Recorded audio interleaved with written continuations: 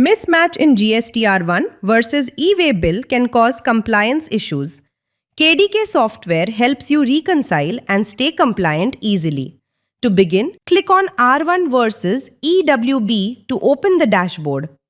Click on the POS card to view place of supply details, then close it. Now, click on non-sale outward to check non-sales transactions. Next, click on reconciliation to access invoice-wise matching.